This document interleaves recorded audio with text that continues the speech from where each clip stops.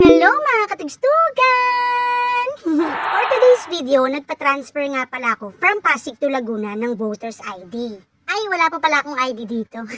So, ang meron ako is yung stub for voting. I don't know kung yun ang tamang term. Rest day ni Mr. Kaya naman nagpasama ako sa kanya. Yay!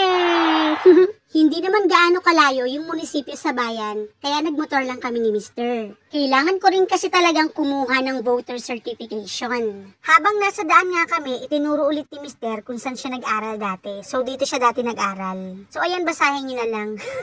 Tinamad magbasa. Ay, parang kailan lang, nasa Pasig ako nagbo-vote, pero ngayon dito na ako sa Laguna. Reminis. Hindi mo talaga masasabi kung saan ka mapapadpad, kung saan ka dadalhin ng kapalaran. Diba? Ayan, at feel ko nga habang nag-rides kami, Mister. Feeling ko nag-rides kami kasi medyo malayo-layo nga sa bahay to. Kita nyo naman at wala akong helmet dyan. Pero later on, mag-helmet naman ako.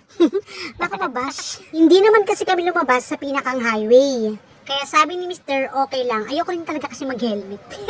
Pero ayan, naka-helmet na nga ako. For safety na rin, diba? Kailangan nag-helmet tayo pag nag-rides tayo. Pinapil ko yung sinasabi kong rides, no? Minsan na lang kasi kaming magsama ni Mr. ng kaming dalawa lang. Laging kasama yung dalawang bata. Gano'n naman kasi talaga pag may anak na. Hindi na kayo pwedeng magsulo. Kahit naman kasi magsulo kayong dalawang mag-asawa, apa, may isipin pa rin yung batang naiwan. Diba? Sino relate dyan? Dito na nga pala kami sa lumang munisipyo. Nagbiro pa nga si Mister, sabi niya, hindi daw kasi bago to, kaya luma. Ano daw? Kapanibago nga at ang liit lang talaga nito. Nasanay kasi akong sa Maynila, malalaki yung mga building. Napansin ko rin sa probinsya, hindi ganun ka-crowded sa mga gantong transaksyon. Malayong malayo talaga ang probinsya sa Maynila. At andito na nga kami sa loob. At nakita ko na nga yung name ko. Andito na talaga yung pangalan ko. Dito na talaga ako boboto. Ang bilis nga lang ng process eh. Kaya natapos din kami kaagad. At pabalik na nga kami ni Mr. At habang nasa daan, ayan at nagkukwentuhan kami to the max level. Masarap talaga ang kwentuhan kapag nag-rides. Namiss ko tuloy. Nung dalaga pa kasi ako, lagi rin kaming nag-rides at kung san-san rin kaming napuntang mga probinsya. Katulad na lang ng Tanay, Quezon, Lukban, Tagaytay at marami pang iba. Sayang na nga lang at hindi ko na video lahat.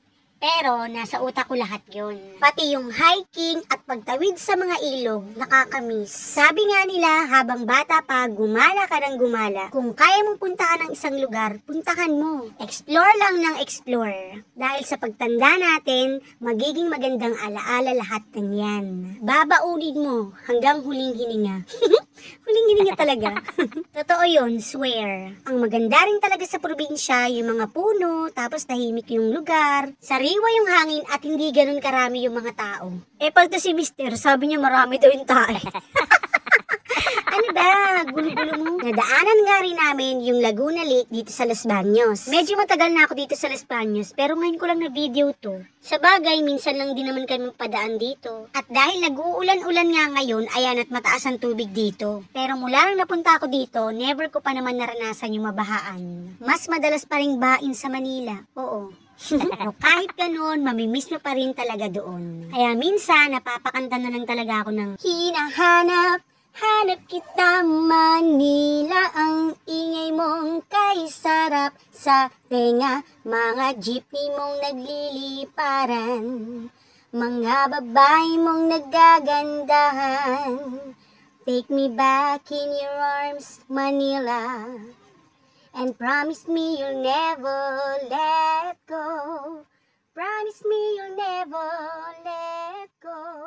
Manila, Manila. Ayan, at napakanta na naman ako ng Manila, I'm coming back to Manila. Many minutes later. And ayan, nakauwi na kami. Thanks sa panonood. Bye!